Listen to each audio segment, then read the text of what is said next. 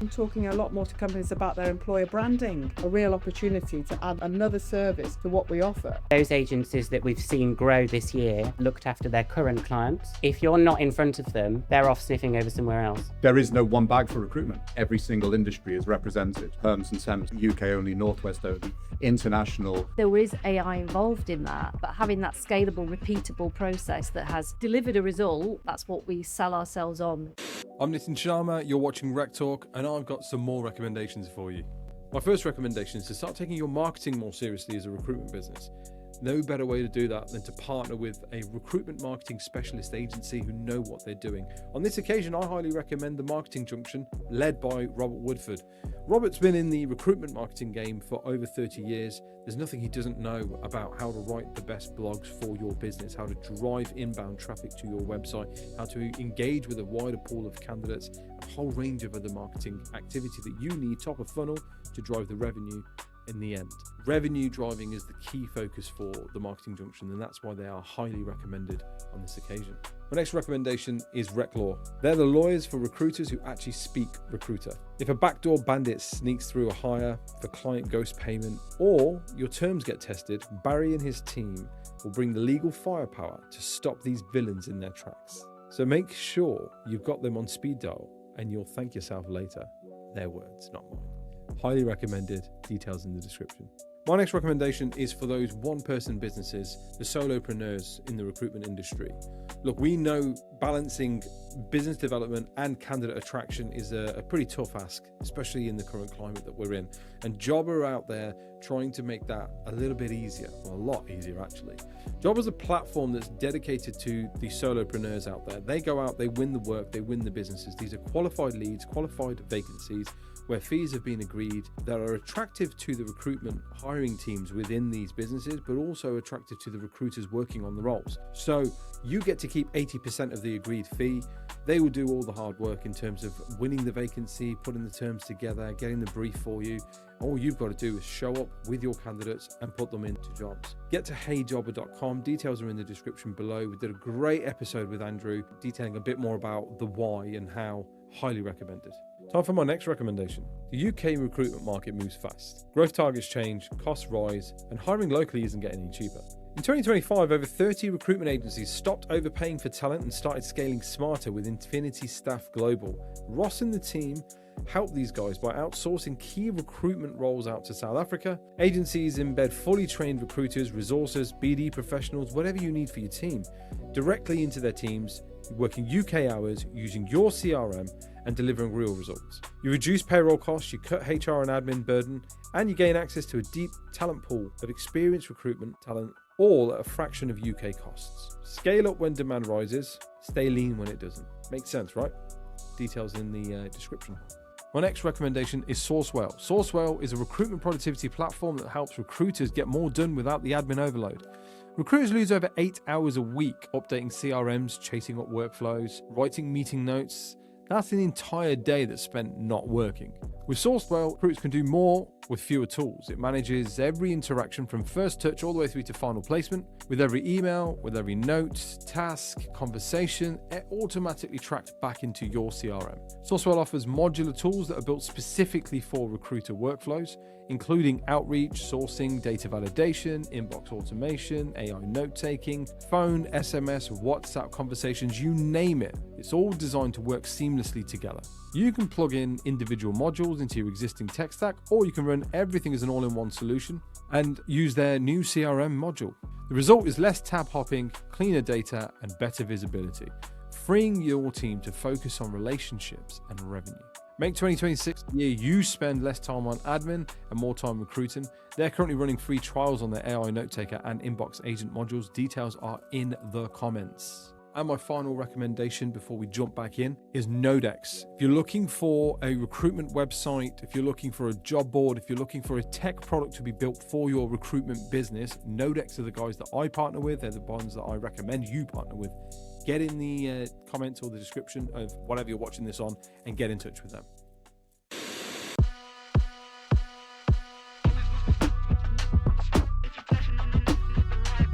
Welcome back to another episode of RecTalk. I'm your host, Nitin Sharma, founder, CEO, and all that good shit of RecTools.io. RecTools, for those of you who don't know, is the only whole-of-market directory of the entire recruitment supply chain, whether you run a recruitment business, a talent acquisition team, or whether you hire directly for your own businesses. Free to use, free to navigate, get in touch with the suppliers that seem most suitable for your business, and go from there. Just share our name as you go along it. This episode is being filmed at the this way, yeah, backwards. Right, the Northwest Team Regional Meeting up in just outside of Manchester. The guys at Team partner with us. We are their official media collaborator, and we like to get involved with them as much as possible. You may have seen the previous episode that was filmed in Milton Keynes. If you haven't, the link will be somewhere around here. The editor will sort that out. The conversation today is going to be about looking back at 2025 and then looking ahead into 2026. What worked, what didn't work, what we expect to happen, and things that you might want to take away as hints, tips, and so on and so forth. I'm going to throw it over to my panel to introduce themselves because I know some of them, not all of them. Should we go left to right? Yeah. I'm Owain Wilson from Goldfinch Partners. We are a legal specialist within it. Thank you. I'm Samantha Moore from Medical Technology Talent. We recruit MedTech professionals in the UK, USA, and Canada. I'm Vincent Seddon from Simplicity in Business. We're a service provider to the industry and provide recruitment, finance, and back office support. And my name is Kirsty Craig from KCA People. I have been part of Team for 31 years. I'm Region Director for the Northwest. And my business is all about helping companies be brilliant employers. So we recruit at the senior level, and we also provide HR support and L&D training. That's a elevator pitch if I've ever heard one. I like that. We've had about 30 years to perfect that, right? Right, guys, let's go straight in with it. If you were to rank, and you can't, not number 7, can't be 7 out of 10, but if you rank it out of 10, how has your 2025 been? Probably 9. 9? Yeah. I reckon about a 6. Interesting. You were going to say 7, right? No. No.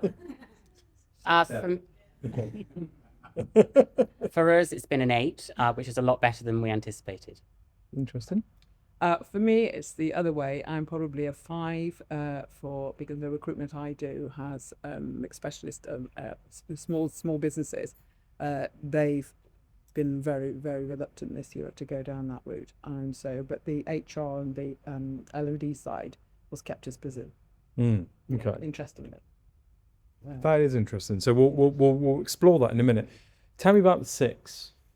I think I'd say 6 because we've done a lot of work internally on our business, getting ourselves to a position where we're happy in terms of the work that we want to do and positioning ourselves and getting the right tools and technologies embedded so that we can do what we do well even better. So I think it's reflective in the market, as Kirsty said. There's been a lot of hesitancy. So in terms of revenue, definitely not our best year, not by a long way. But I feel like all the work that we've done internally within the business means that our 2026 is going to be really good. Right. So that's why I would give it a 6. And so was that by design? Did you guys expect to have a slow 2025 and therefore thought, right, this is the time that we need to spend on back office, middle office, tech stack, process and that kind of thing? Or was it just a case of, oh shit, things are really slow, we may as well do some housekeeping while we're sat around? Well, I think 2024, we changed our business model away from contingent recruitment. Interesting. So because of that, we've gone to market to find more of that type of business. We've trusted the process in terms of actually, we know that if we do this kind of outreach, that we can get the clients that work well with us and we make us feel good about what we do. And because of that, the amount of work has been less but guaranteed. And that has given us the time to think, well, okay, if we want to do more of that, what does this business need to look like externally for us to be able to achieve that growth? So that gave us the opportunity to do that at the same time. And where do you think you are on that journey then? I think we're pretty much there. Yeah. I think we've had a real hard work of 2025 but I'm really happy where we are now, and I'm super excited about next year. So using the term we've put a bit of context behind this. How big is the team? How big is the business? So we've got 4 full-time. We outsource everything, basically. Even resourcing, we outsource. So we had a much bigger team at one point years ago. We were established in 2008. But as the tides have changed, we changed how we run as a business. But yeah, so that's where we are. So there's me, there's another director, Jamie, who's and we've got a head of UK talent partnerships, Hannah, and then we have a guy who works for us full time in North America. Okay. So lean, but focused on. Yeah. Okay. Yours only started in Feb, right? That's right. So a 9 is a very positive place to put yourself. Yeah. Where are the secrets? What went so well and why?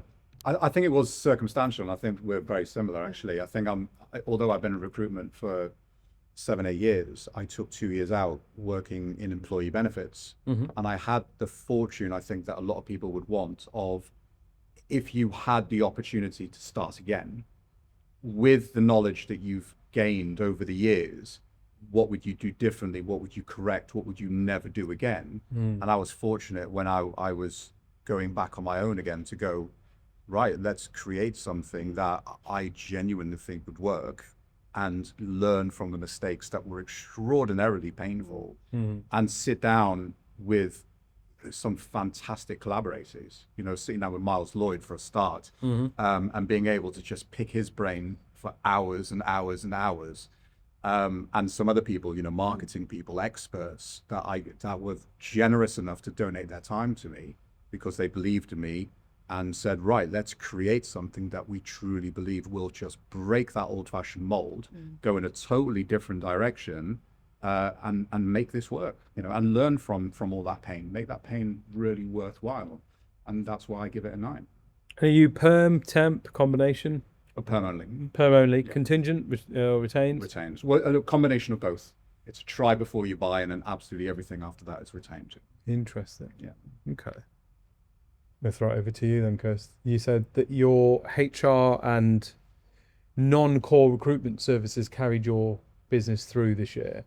Yeah. Let's focus on the recruitment side for a minute. What makes you, what would you pinpoint as the reasons why maybe it didn't work as well as you would have liked? Well, I think a couple of things really. One, definitely our market are SMEs, smaller companies as opposed to the medium size. And were, with what's been going on in the economy, they were getting very nervous and putting the recruitment on hold. I think also, though, it showed the weaknesses in the business in terms of because we've been such a small team for so long, we were busy doing the day-to-day stuff and the things that we like on business development. We definitely fallen behind on BD. And not keeping in touch with older clients that we haven't worked with for a while, for instance, as often as we should have done. So so I've had a bit of a reset in this year myself, and it's no bad thing at all. But then as I say, with the HR side of things, and particularly the L&D, that's been very interesting with what's happened there, and. Because we were lucky enough to, a big national pub chain came to us and wanting we had to almost design the training to suit what the outcomes that they wanted, and that was really rewarding. And so who knows where that's going to lead, with other things. So it's been a very interesting time, and I've now taken the business back to being just me. Because I'm just at that point in life and I don't need the stress, quite frankly. But I'm still working with my former colleagues as sort of associates, and that it actually is working really well and seems to be suiting them too. So it's things happen for a reason, don't they? And it I think as Owain said, it when things, it gives you a chance to sort of reset, rethink, and do things differently. But interestingly. The other thing that's really struck home with me, and some of you guys in the room might be finding this, are talking to clients about, about candidates becoming much more choosy about who they work for. And I think it was a team webinar I was on just about this time last year. And the one stat that stayed with me was that something like 80% of candidates will now research a company to death before they apply for the job that they're advertising. And it was at something like 74% of that 80%. If they don't like what they see, or they can't get a good feel for what that business represents to them as a potential place to work, they won't apply. That's massive. That is so different to how it used to be 10 years ago. And so I'm finding I'm talking a lot more to companies about their employer branding, which is interesting. And I think that gives us as recruiters a real opportunity to add another service to what we offer, because they haven't got a clue. These companies haven't got a flipping clue, and that's being very blunt. I have to say. But I'm just continuing, and even after all years I've been in this industry, I'm continually astounded by companies, small and large. They just don't get the people engagement side of it, and they just, and in fact, they're funny. I listen to Greatest Hits Radio. I confess that. And I don't know whether any of you do, but there's an advert on it. I think it's for Indeed, and they're talking about, I need to recruit. And then the guy said, recruitment's such a distraction. And if that's how they view it, that is really bad, isn't it? Don't you think? I mean, any company is only as good as the people that are in it. And if that's what the employer thinks, the guy at the top or the woman at the top thinks, oh God, I've got to do flipping recruitment again, then they want to get it done as quickly as possible, as little, and they don't understand the need to give a great experience in the recruitment process for candidates. That's where we come in, guys. I think there's if you don't already do this, you need to think about it, because I think there's a real opportunity here for us. That's about kind of set us apart from lots of other recruiters who don't look at that side of it. See that yeah, you're right, but that's about kind of any service business is based on exactly that model, which is, hey, this is a pain point, you hate doing it, why don't you pay us to do it, right? Yeah. Most of us in here probably do our own bookkeeping at some point before the accountant was like, you're shit at this, let me just do it for you. And every time that 3-month quarter mark hits and you're like, oh, I've got to do this again, it's such a distraction. That's what recruitment is for most businesses, right? No, not many sit there like, I can't wait to interview and look at CVs, that kind of thing. So, but I want to go on, I want to stick to the trend here that you guys have kind of demonstrating here, is that the market is evolving. You've looked at that, you've gone, okay, we need to change how we do it. If I get another crack at the whip, this is how I would do it differently. You've gone, no, we need to reposition. You've gone, okay, diversification is the route. Vincent, you're sat in a really interesting position as a kind of in what you guys do, in that this is just 3 points of view, right? Through the lens that you guys look at, you get a much wider view of the market with the hundreds of customers and thousands of people and the millions of pounds of revenue that goes through your business. What are you seeing as the trends? Are there more people moving to retained only? Are there more people diversifying their product offering?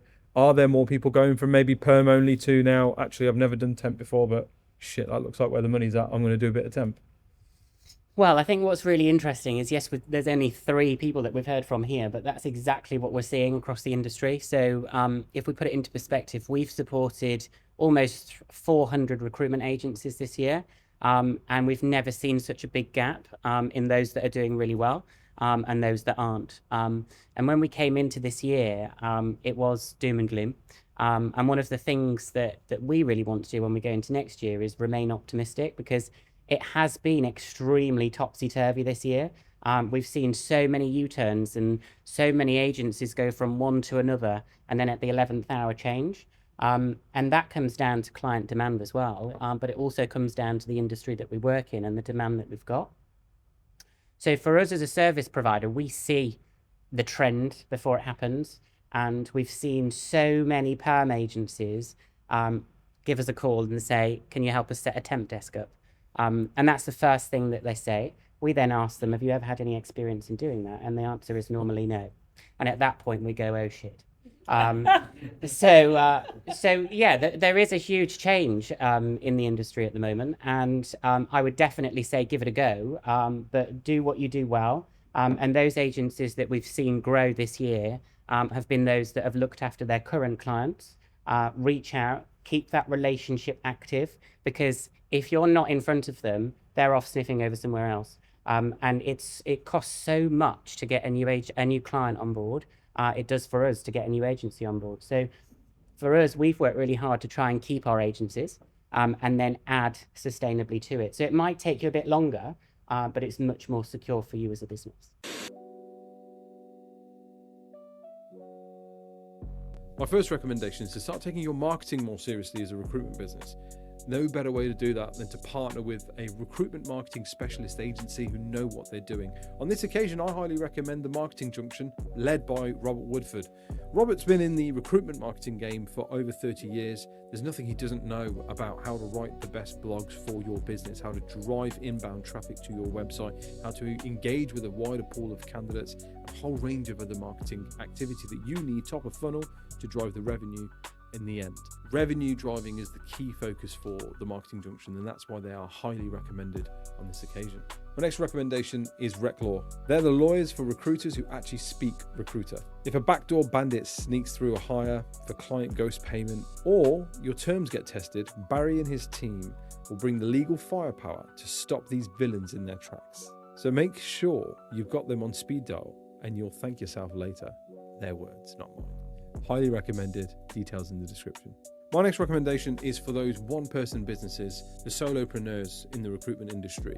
Look, we know balancing business development and candidate attraction is a pretty tough ask, especially in the current climate that we're in. And Job are out there trying to make that a little bit easier, well, a lot easier actually. Job is a platform that's dedicated to the solopreneurs out there. They go out, they win the work, they win the businesses. These are qualified leads, qualified vacancies, where fees have been agreed that are attractive to the recruitment hiring teams within these businesses, but also attractive to the recruiters working on the roles. So you get to keep 80% of the agreed fee. They will do all the hard work in terms of winning the vacancy, putting the terms together, getting the brief for you. All you've got to do is show up with your candidates and put them into jobs. Get to heyjobber.com. Details are in the description below. We did a great episode with Andrew detailing a bit more about the why and how. Highly recommended. Time for my next recommendation. The UK recruitment market moves fast. Growth targets change, costs rise, and hiring locally isn't getting any cheaper. In 2025, over 30 recruitment agencies stopped overpaying for talent and started scaling smarter with Infinity Staff Global. Ross and the team help these guys by outsourcing key recruitment roles out to South Africa. Agencies embed fully trained recruiters, resources, BD professionals, whatever you need for your team, directly into their teams, working UK hours, using your CRM, and delivering real results. You reduce payroll costs, you cut HR and admin burden, and you gain access to a deep talent pool of experienced recruitment talent, all at a fraction of UK costs. Scale up when demand rises, stay lean when it doesn't. Makes sense, right? Details in the description. My next recommendation is Sourcewell. Sourcewell is a recruitment productivity platform that helps recruiters get more done without the admin overload. Recruiters lose over 8 hours a week updating CRMs, chasing up workflows, writing meeting notes. That's an entire day that's spent not working. With Sourcewell, recruiters can do more with fewer tools. It manages every interaction from first touch all the way through to final placement. With every email, with every note, task, conversation, it automatically tracks back into your CRM. Sourcewell offers modular tools that are built specifically for recruiter workflows, including outreach, sourcing, data validation, inbox automation, AI note-taking, phone, SMS, WhatsApp conversations, you name it. It's all designed to work seamlessly together. You can plug in individual modules into your existing tech stack, or you can run everything as an all-in-one solution and use their new CRM module. The result is less tab hopping, cleaner data, and better visibility, freeing your team to focus on relationships and revenue. Make 2026 the year you spend less time on admin and more time recruiting. They're currently running free trials on their AI note taker and inbox agent modules. Details are in the comments. And my final recommendation before we jump back in is Nodex. If you're looking for a recruitment website, if you're looking for a job board, if you're looking for a tech product to be built for your recruitment business, Nodex are the guys that I partner with. They're the ones that I recommend you partner with. Get in the comments or the description of whatever you're watching this on and get in touch with them. Through a show of hands, how many people here are offering either a different product, service, or element to their business than they were this time last year? So about 4 people out of a room of however many. Okay. Of those who said, no, we're not, we're still doing the same thing we were doing this time last year, how much of that, again, by show of hands, is down to a lack of knowing what to do? No. So you know what potentially you could be doing differently. How much of it is down to financial runway? Giving yourself, or being honest and going, actually, we've got 3 months worth of runway to not get this right and not make any fees before this starts to show success. No. So who's brave enough to tell me the reasons why they perhaps haven't done it then? It's working. Interesting. No, yeah. You don't change what's not. What's the word? What's the phrase? Don't fix what's not broken, yeah? Okay. Is that the sentiment for everybody that isn't doing anything differently? Any other reasons? No? See, that's interesting. So what did you guys... Well, first of all, what do you guys make of that then? Because you guys have gone, market's moving, trends are different, we need to go this... We need to do something different. By the look of it, majority of people are kind of going, yes, it's all right, it's working. Well, why do we change? We've got a room full of nines. You know, it's incredible. I mean, if you were here at the last quarter, and Kirsty will remember when we went round the table, it was doom and gloom and misery, and every single sector was represented, and they were all saying the same thing, that it's absolutely horrendous out there. And maybe the last quarter has changed everything, you know, or maybe it's just a completely different audience. I don't have an answer for it. Interesting. Yeah. But what we were talking about earlier, there is no one bag for recruitment. No. You know, you've got a room like this where there's every single industry is represented. You've got perms and temps and combinations of, you've got retained and contingency, you've got UK only, Northwest only, international, you know, and all the beautiful random stuff in between. And recruitment is not a simple little thing that you can just go, well, that's it. And unfortunately, that's what the public think of us and impose on us when they say, oh, recruitment. When we hear You that. guys just do this. Exactly. Yeah, I agree. Because we know potentially what reputation our industry does have in certain sectors. But this proves actually, you know, we are wonderfully varied. How many nines have we got in here? How many nines, Nines. do we have? Who had a 9 year this year? Or an 8? No 7s. 6? 5? 4? 3? No 2s? No 1s? Good. Okay. So we're kind of just fine. You know, we're there, or we're heading in the right way. Does it? Chuff, we're still here. Yeah. Well, do you think it's also about what each of these individual companies' end game is? Yeah. Yeah. So for us, our end game is acquisition. So we are building a business that's geared towards operational excellence, so that we've got a strong exit in however many years down the line. But if your end game is, I want to earn X amount of pounds this time next year and the year after and the year after that, then, and you can do that using the operating model that you've got currently, Yeah, why change it? why change it? Agree, completely agree. Yeah. Let's talk exit strategies then for a second. So you talk about an acquisition.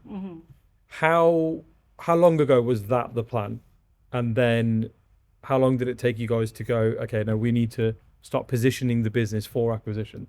We decided, I would say, before COVID, this is what we want. And then COVID came.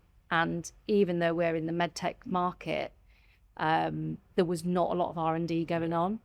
Manufacturing, yes, if you're in the respiratory health industry, yeah, that's fine. But for us, that kind of gave us some time to think, well, actually, how are we going to do this? What does this look like for us? Because, you know, we're getting older, and we don't want to be doing this into our 70s.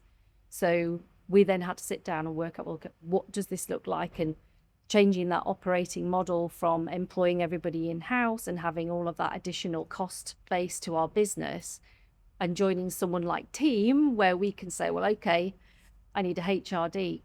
Kirsty, can you help me? Means that we can understand our cost base better and we can scale it up and down nicely. Yeah. So Yeah. we It's more attractive for a buyer as well, right? Because you can just fit into an existing operation or be bundled in with a bunch of other companies and bring a new offering that they're maybe not doing. Yeah, and I think for us as well, you know, giving us the freedom to be able to try these new things. You know, from a product perspective, we now have 4 core products to our business, and that's all that we're going to do. You know, a bit like going to a restaurant that only has 4 brilliant dishes on their menu. So that's how we've kind of developed our product, so that, and if it's not in that lane, it's not in that lane. It's as simple as that. Okay. What about yourself? Have you got an exit strategy in mind? Are you working towards an end game? It changed. I originally set up with the idea of scaling and exiting, and probably about 8 or 9 months in, changed my mind and said potentially it could be something I'll look at in the future, but right now it's not my priority. And actually looking at, I mean, the beautiful thing about retained recruitment is it's perfect for scaling and exiting, but it was also then the bringing on people and everything else, and it was for me going to be a little bit of a distraction, and I wanted to concentrate on my core. And weirdly, my core has also changed because the team and the network and especially the exchange, which is incredible, and it's opened up opportunities that when I started I never dreamed of. So my business, because of my membership team, is actually completely revolutionized, but luckily I was in the situation to be able to adapt perfectly to go, the opportunity is actually over there, not where I originally thought it was. And that's amazing. So I might come back to it. Right now, it's the exit isn't in my mind. No, interesting. From your lens, how often are these conversations happening? Because again, historically, it was always, you want to sell your recruitment business. You absolutely don't have a contingent perm business. You have either a retained perm or a big temp desk, right? And big temp desk doesn't necessarily exist as much anymore. No, and well, the answer to that question is it wouldn't come up unless we brought it to our agency. So we ask this question quite a lot, and most often the answer is very vague. We'll ask, do you have an exit strategy? And they'll be a bit like, well, I never really thought about it. So we then go into, well, what is your strategy? Where do you hope to, get to, etc. So we have those conversations a lot, but it then turns into support. So if you are going to think about an exit strategy, how do you create a saleable business? And I think for me, that's the bigger question. How do you put worth into that business? And if you're a contingent perm recruiter, you probably want to think about doing something else, and maybe adding a retained element or thinking about setting up a temp desk, etc. So yeah, I guess really we need to have that conversation a lot more and start with the end in mind, and then have the plan to create the worth. Because if you do want to have an exit strategy, you've got to have something to sell when you get to that point. Okay. Kirsty, you've been doing this a long time with your current business. Did the conversation around sale or exiting ever come up historically, and post COVID? Where has your mindset been with that? Well, so the first agency I had, I mean, my husband, when I sold that, we had that for 20 years, and we did sell that. And then I set up KCA People in 2011. And with an idea of doing, we've got this earned income in mind, and my husband was several years older than me, and I thought, right, okay, and I had this exit strategy in the head, and I didn't actually sort of put it down on paper, and I very sadly lost my husband to cancer 5.5 years ago, and that changed everything for me, because why would I need to exit? I have to have a purpose in life. We all need a purpose in life, and so that's why I've carried on, and that's why I'm carrying on. I love what I do, and as long as I love what I do, I will keep going, because what else am I going to do, And I'm not a lady that lunches or plays golf. I know we're sitting in a golf club, but that's not my thing. But it's more about, I have a real passion for what I do, And even though I do say it myself, Nitin, I'm flipping good at it. You know, so and I get such a buzz out of getting the right fit with candidate and client, you know, and it's just great. So I'll just keep going. They'll probably carry me out of the box. There you go. Who knows? Show of hands, how many people have an exit plan or are working actively towards an exit strategy right now? We've got one. No? That's interesting. Most businesses don't have a plan. Yeah. No, with that, I would Because agree. a business consult going against most businesses. Most businesses do not have a Why do you think that is? Or say, why do you think that is? Why has that been the case in your experience? They start with a plan, and the plan is actually a budget of a figure to pick. Mm-hmm. And when it starts to get a little bit more complex, the day-to-day job of running a recruitment agency sits backwards to actually filling jobs. Mm-hmm. And so you've got a difference between building and billing. Yeah. And what people are going to get out is that billing mode. And once they get to a build mode, then they've got to start to unpick all the things that aren't working and put them back into place. And they're not happy about that. But that's the things that actually then, the amount of agencies I've spoken to this year that are struggling and having problems. But if 2 years ago you started to do that, and that, when you were told to start to do that and that, then you wouldn't be having those problems. And that's the problem that you've got, is that they like to do what they are doing today because it works today, but haven't got a lens in 2 years' time that that's not going to work in 2 years' time. Mm-hmm. And so they never actually follow a strategy and follow a plan. And if you want to start saying, here's a 3-year plan, here's a 5-year plan, break it down into a 90-day sprint and do what you have to do for your 90-day sprint, but focus on billing and building. Yeah. So building, Rather than one over the other. Yeah. it's the building part that we never really focus on. So they're always on quicksand, and they're always, sometimes it's quite solid, it's fine, sometimes it just falls away from under your feet, and they can't understand why. And that's the big, but prepare for that. Protect your ground, make sure to do that. And most businesses haven't got the time. They don't think they've got the time to do that, but haven't got the foresight to do that because I'm a small business, I don't need that. It doesn't matter whether you're the biggest business in the world or a one-man band. Having a plan and following the plan religiously is the recipe for success. I agree. Let's do some predictions for 2026 then. I said it was around this time last year actually that I started noticing that everybody was very doom and gloom about 2024. Oh, it's been a crap year. And then as we got closer and closer to 2025, everyone was like, oh, no, next year, that's going to be the one. And I remember sitting on my podcast and saying, I don't understand, because the 1st of January is just an arbitrary date. Like, that's like saying the 3rd of November, that's when things are going to change. Why? Economically, nothing's changed. Politically, nothing's changed. Geographically, nothing's changed, right? The 31st of December 2024 to the 1st of January 2025, there was no difference at all in predictable or measurable activity happening. Yet for some reason, everybody I spoke to went into 2025, this is the year. And then suddenly, all of a sudden, they started having a really good month. Oh, green shoots are showing. Yeah, our business is doing well, yeah. Got a lot more vacancies on. We're hearing back from our specs. Things are going well. And that sentiment seemed to carry on until a sort of mid-Feb time, and then it kind of fell off. And I remember saying at the time that it's funny, isn't it? If you walk around with a smile on your face, things aren't too bad, and all of a sudden the world seems like a nice place, Or the harder I work, the luckier I am. It was almost like we were creating our own fate, but actually there was nothing different between the same person that was going 2024 was crap and 2025 is going to be great. So I put it to you, my lovely panel, what's 2026 going to be like? I'm excited about 2026. Yeah, really excited about 2026. But you've got a reason to be, because you've spent the last year putting in building blocks and platforms and decisions about your business to go, no, we're ready now. And we've tried it, and okay, it was a 6 out of a 10. But actually, next year we've got the ability to push on because that 6 was the foundation and the platform, right? Yeah. I'd be the same. If I can replicate the next 6 months, the last 6 months, I'll have a 10.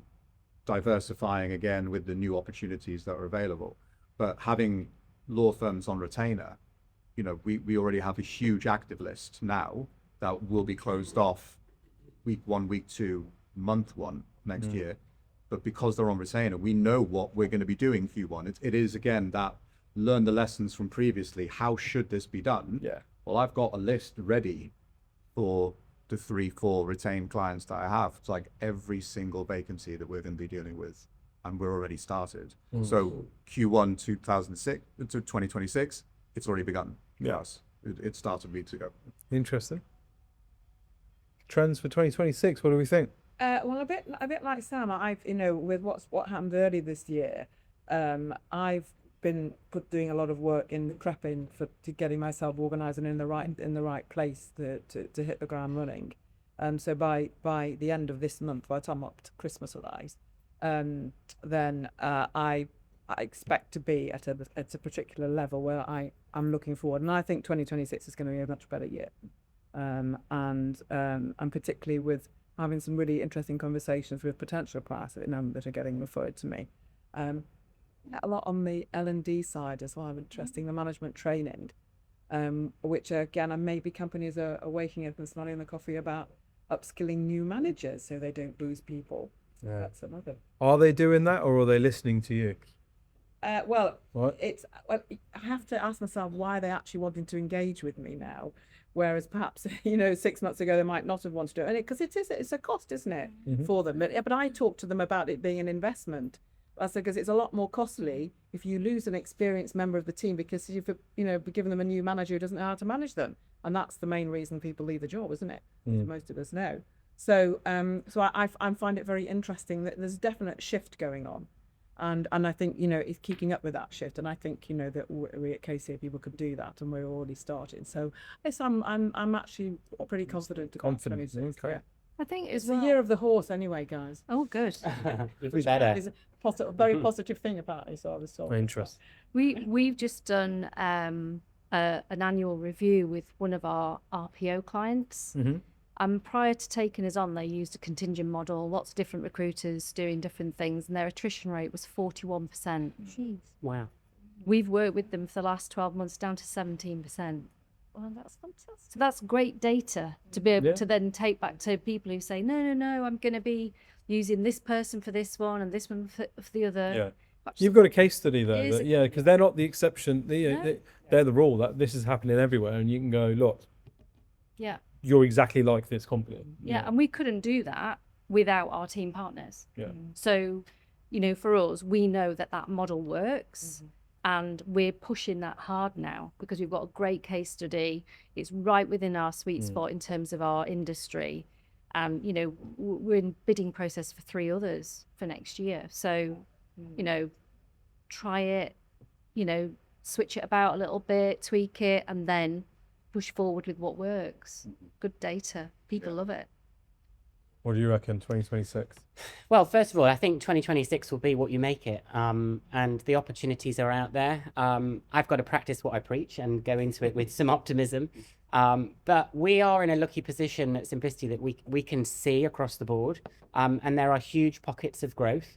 Some of you might not feel it, but the opportunities are out there. So if you continue to do what you've done for the last however many years that you've been in business and you're not seeing any change, I'd ask yourself the question, what is going to be the change for 2026? And if you can't find the opportunity in the UK, there's even bigger opportunities outside of the UK. So I think for us, we're looking forward to 2026. We've seen 25 million growth on our agency sales this year, which is the most significant growth that we've seen in the last 2 years. So it's definitely there. So go and grab it. All of that. Yeah. No, I completely agree with that. I think 2026 is going to be what people make it. A lot of the guys that I'm working with and sort of give advice and support to have all started doing something different, whether it's diversification of product portfolio, whether it's moving to retained, whether it's moving out of a particular industry into a new one. You can move to working the US market. You can move to offshoring your staff out in South Africa. You can move to a new temp desk and or a completely new model and move into subscription models, which I know a handful of businesses are doing right now and absolutely killing it. But the point is that whether we like to admit it or not, the world is changing and commerce is changing and how people do business is changing. And we need to be having, whatever industry we operate in, We have to have our finger on the pulse of that and be able to be agile enough to make the change when the change is needed.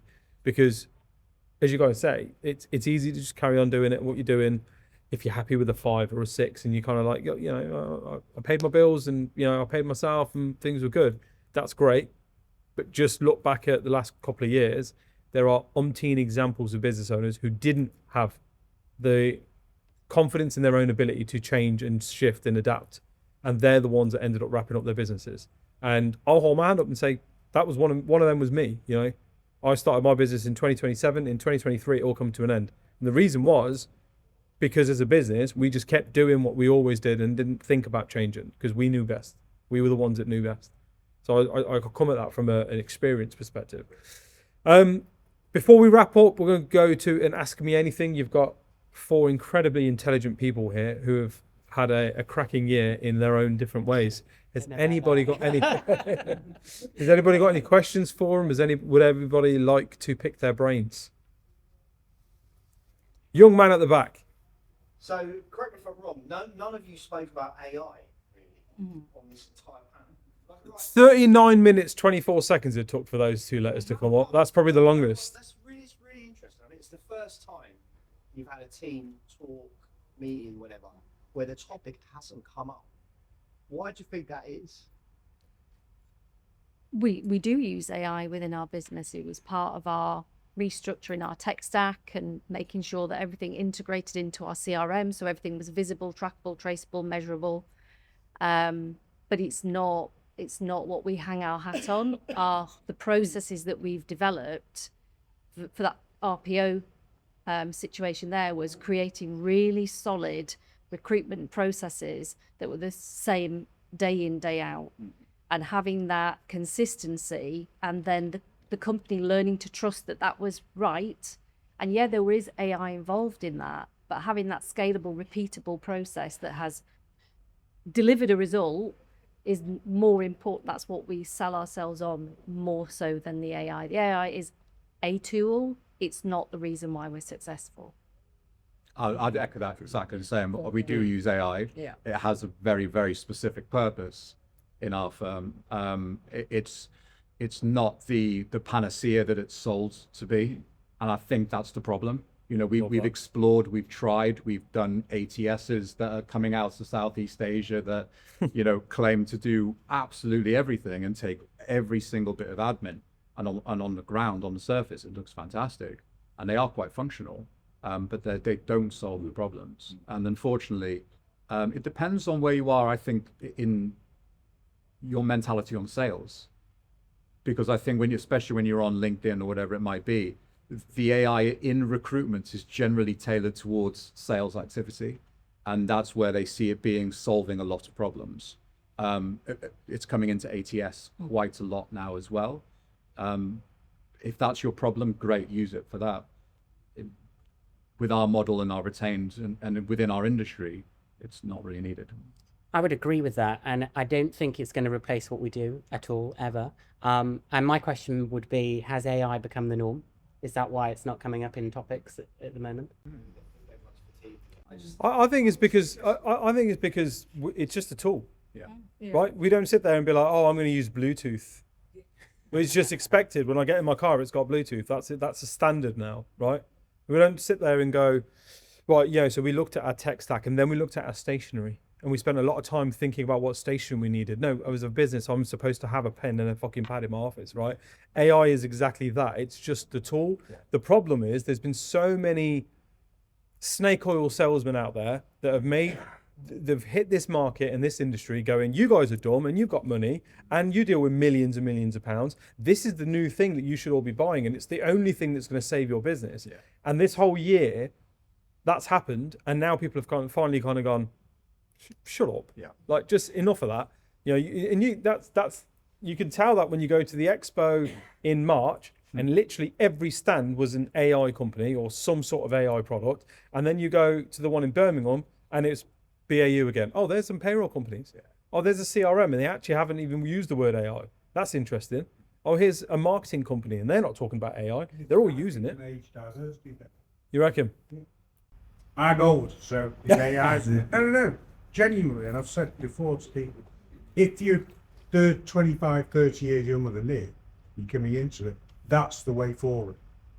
I might be wrong, but we have to embrace it because it's there. It's going to be part of our life anyway, Part of right? our life. But if you're a 22-year-old new rookie recruiter, you will be aware of AI, want to use it, I'm there going, yeah, got to use it, partners, that, whatever else.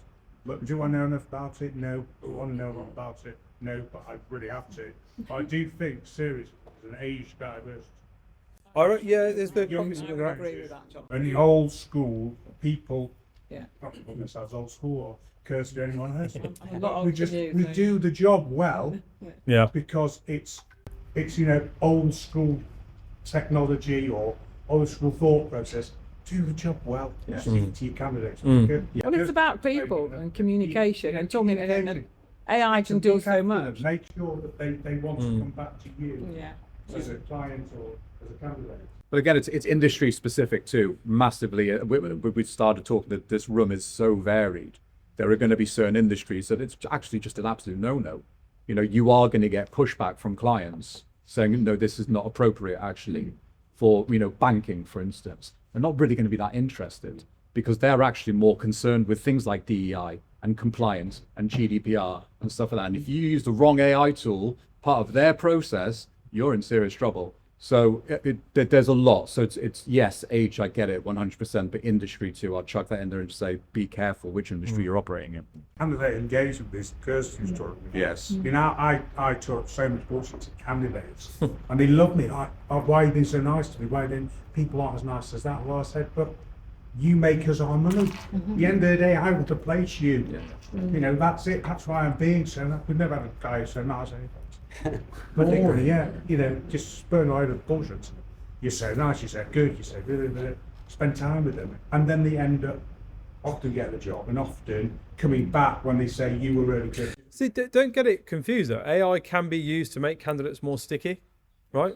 But that's the point. So I was at a gala podcasting and the clip went out today and I've had loads of messages off the back of this. Because my biggest frustration within AI, within recruitment is we're using it for building tools that supply us with an ability to harass people at scale, right? Harassment as a service. If Domino's Pizza can tell me where my pizza is after I click order, oh, it's in the oven, oh, it's in the box, oh, it's in the back of the, oh, your driver's there, he's going to be out your door in a minute. As an applicant for a job, I should be able to know that TA person within that big business hasn't even read your CV. That recruiter has rejected you and put you in the red pile. Your CV hasn't been opened. Oh, it has been opened. And it's with a second decision maker. Because this is people's lives you're talking about. People sat there going like, I've applied for 100 jobs, I haven't heard back. So why don't you use AI to tell them where they are in that process? So somebody can go to bed at night going, nah, I'm nowhere near getting a job. To, no, do you know what? 6 applications of mine are sat with hiring managers. So I'm just waiting on that. They could be on holiday, it's school holidays, it's the weekend, maybe I'm not going to hear back. Or actually, no, every time I apply to that company, their internal TA team reject me straight away without even looking at my CV. I'm never working for them again. I don't want to apply for them. I'm not telling anyone good things about them. That's what AI should be used for. Absolutely. That goes back to your planning though, doesn't it? Yeah. Building a business and why. You're talking about AI. If you go back to, let's go back 25 years, .com boom. Yeah. Yeah. So we would then be young people in the marketplace and thinking the .com boom would get replaced by whatever the .com boom went now. How many people came out of the .com boom? There was hundreds of thousands of businesses that got invented the .com boom and about 10 survived. Yeah. The biggest and most valuable company during the .com bubble at once upon a time, more valuable than Apple, Google, Amazon, all the rest of them, was pets.com. Who the fuck buys pets online? Right? No, but they were the most valuable. They had so much VC and private equity money chucked into them. So you think then in 5 years' time, who's going to be around with the AI? Yeah. And what you're talking about by following your CRM provider and what they're providing for you, then you keep your ball in house, all the same process, rather than having multiple AI tools, add-ons, bolt-ons, slow your business down rather than speed it up. And I think that's the mentality that we've got to sort of get around. Is does it speed it up? And what you're talking about, having that process, knowing there you are in the recruitment process, that's been available for years, we've never actually implemented it. Yes, we get a CV and we said a nice response, oh, we received your CV. Yes, we get a nice review. We've never thought about actually doing it for every other part of the process because we're too afraid to out our clients and say, the blockage is here, the blockage is there. And we're too afraid to go and tell our clients, the blockage is here, the blockage is there, and you're the blocker, because we're too afraid. But when you're working retained and when you've built a proper consultancy, you have the confidence in the bottle to turn to your client and go, listen, this ain't on. You want the best talent. That's what you're paying me for, to find you the best people, and then you're treating them like this. It's not going to happen. What do you think? Chap, you've had your hand up for ages. Yeah. Go on. I think it's interesting to hear everybody saying AI, AI, AI. Mm-hmm. But I think it's important to differentiate between AI and automation. Yep. I think automation in many respects can be very valuable to us recruiters. Yep. But if it's used incorrectly and we don't have the right kind of relationship with the candidates, we're using our empathy, our kind of human skills, if you want to term it like that. You're already seeing a big backlash on LinkedIn against automation and the candidate rejection emails. People not hearing back from their recruiter or from the hiring managers themselves. But I think that the key is every single sector that we cover is going to be impacted by automation and AI. And it's almost at the moment, it's like the emperor's new clothes. It's the B words, it's the buzzwords, it's all around the sector and everything else. But it definitely has a part to play. And I think if we can educate ourselves but remain human throughout the process, I think that's where we'll get our dividends and it will pay back in fullness of time. And you luckily enough or fortunate enough to be in the Liverpool City region, and I'm getting trained at the moment by them in terms of automation and AI, and certainly I'll share with others what I learned from it. But again, look at LinkedIn every single day. The backlash is real. Candidates are getting fed up, and it's only to be at the bank.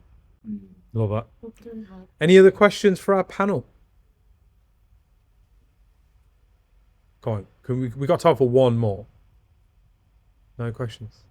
There you go. You guys did a cracking job. Any closing thoughts from you guys then? Let's wrap this up. Let's take this home. Well, I think it's interesting times we are living in, is it not? With what's going on around the globe, and I'm getting to be a very grumpy old woman, and then gee, God, I can't. Anyway, and I'm thinking of going to live off the northwest hands of Scotland on an island and putting up the drawbridge. So you could probably relate to that. But no, I think yes, it's very hard not to get utterly depressed by everything that you read up, because we never hear good news, do we? We never, and yet we've heard some great news in the room today, which is wonderful, and it's very inspiring. So I think it's finding things that do inspire you and make you feel good about life, we are in a fascinating industry. It's always evolving, it's always changing. And I think the trick is that we need to keep evolving ourselves and not thinking that, well, we've got it right and that's the way we're going to do it. And we'd have to embrace things that, or not, if we don't have to agree with everything. But I think it's keeping that open mind, isn't it? And keep looking forward.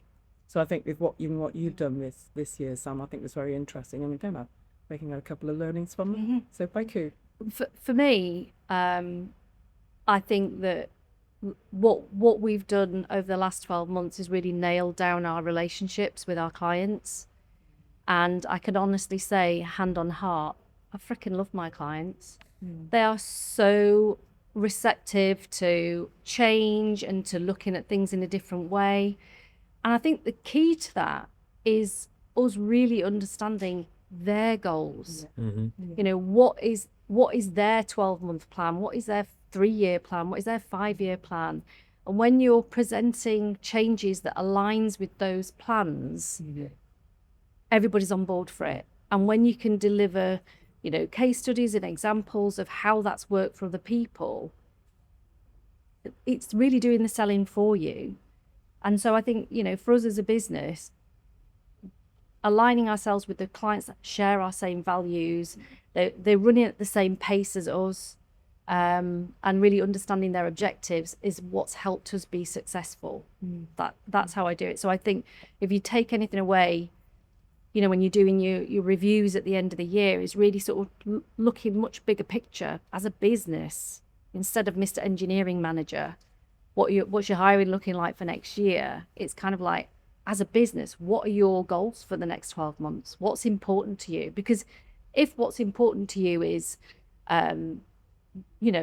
marketing a new product to a new region, then you can build a solution towards that to make that more successful for them. If it's about consolidation and operational excellence, then you can build something in that aligns with that. But if you're just kind of trying to sell what you want to sell and not what they want to buy, sales 101, it is banging your head against a brick wall. So I would say, look, if you don't actually love the clients that you're working with, ask yourself, why? Why don't I? What is it that we're not aligned on? What is it I don't understand about their need?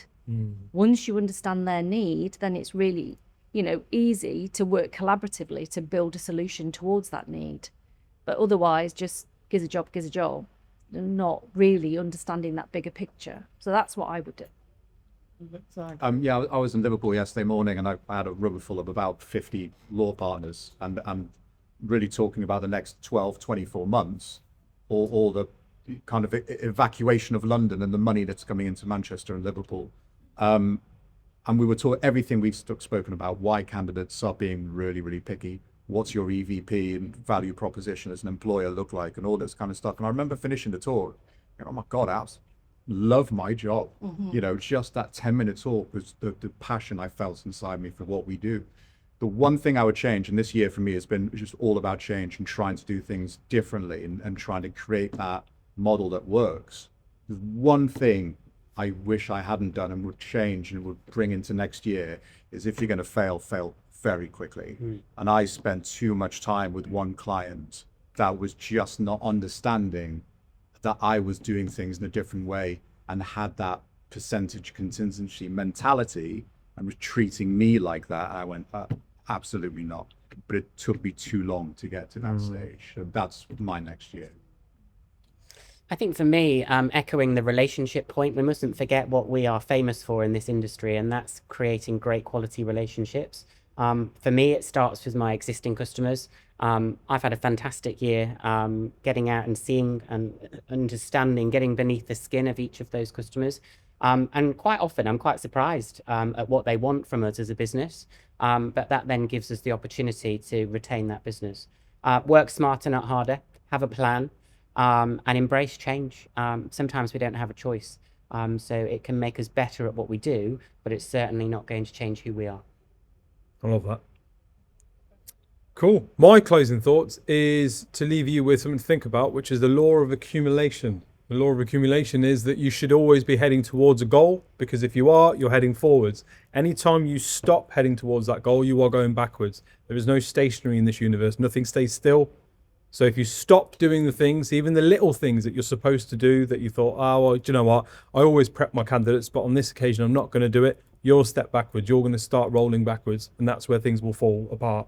So keep going this way, and it will stop you going that way. The minute you stop heading forwards, you are going backwards. There's no standing still in this industry or in this world. That's all from us. Thank you very much for putting up with it, listening, and for your interaction, for your time, your energy. Thank you to the panel, and thank you guys at home who watch, like, subscribe, and do all the cool shit that you guys do that allow me to do this for a job. We'll see you again next time. New episodes drop every Monday, Wednesday, and Friday. We'll see you again. Ciao. Thank you, guys. Thank you. All good.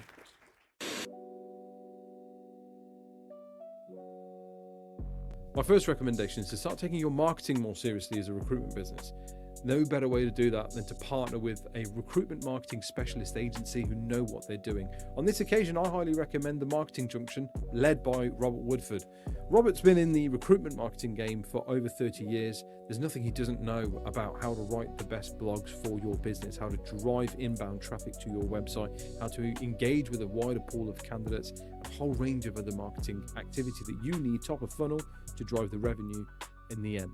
Revenue driving is the key focus for the Marketing Junction, and that's why they are highly recommended on this occasion.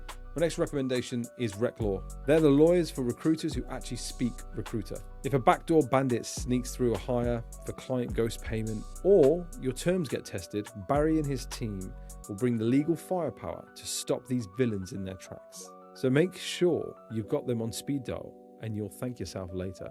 Their words, not mine. Highly recommended, details in the description. My next recommendation is for those one-person businesses, the solopreneurs in the recruitment industry. Look, we know balancing business development and candidate attraction is a pretty tough ask, especially in the current climate that we're in. And Job are out there trying to make that a little bit easier, or a lot easier actually. Job is a platform that's dedicated to the solopreneurs out there. They go out, they win the work, they win the businesses. These are qualified leads, qualified vacancies, where fees have been agreed that are attractive to the recruitment hiring teams within these businesses, but also attractive to the recruiters working on the roles. So you get to keep 80% of the agreed fee. They will do all the hard work in terms of winning the vacancy, putting the terms together, getting the brief for you. All you've got to do is show up with your candidates and put them into jobs. Get to heyjobber.com. Details are in the description below. We did a great episode with Andrew detailing a bit more about the why and how. Highly recommended. Time for my next recommendation. The UK recruitment market moves fast. Growth targets change, costs rise, and hiring locally isn't getting any cheaper. In 2025, over 30 recruitment agencies stopped overpaying for talent and started scaling smarter with Infinity Staff Global. Ross and the team help these guys by outsourcing key recruitment roles out to South Africa. Agencies embed fully trained recruiters, resources, BD professionals, whatever you need for your team, directly into their teams, working UK hours, using your CRM and delivering real results. You reduce payroll costs, you cut HR and admin burden, and you gain access to a deep talent pool of experienced recruitment talent, all at a fraction of UK costs. Scale up when demand rises, stay lean when it doesn't. Makes sense, right? Details in the description. My next recommendation is Sourcewell. Sourcewell is a recruitment productivity platform that helps recruiters get more done without the admin overload. Recruiters lose over 8 hours a week updating CRMs, chasing up workflows, writing meeting notes. That's an entire day that's spent not working. With Sourcewell, recruiters can do more with fewer tools. It manages every interaction from first touch all the way through to final placement. With every email, with every note, task, conversation, it automatically tracked back into your CRM. Sourcewell offers modular tools that are built specifically for recruiter workflows, including outreach, sourcing, data validation, inbox automation, AI note-taking, phone, SMS, WhatsApp conversations, you name it. It's all designed to work seamlessly together. You can plug in individual modules into your existing tech stack, or you can run everything as an all-in-one solution and use their new CRM module. The result is less tab hopping, cleaner data, and better visibility, freeing your team to focus on relationships and revenue. Make 2026 the year you spend less time on admin and more time recruiting. They're currently running free trials on their AI note taker and inbox agent modules. Details are in the comments. And my final recommendation before we jump back in is Nodex. If you're looking for a recruitment website, if you're looking for a job board, if you're looking for a tech product to be built for your recruitment business, Nodex are the guys that I partner with. They're the ones that I recommend you partner with. Get in the comments or the description of whatever you're watching this on and get in touch with them.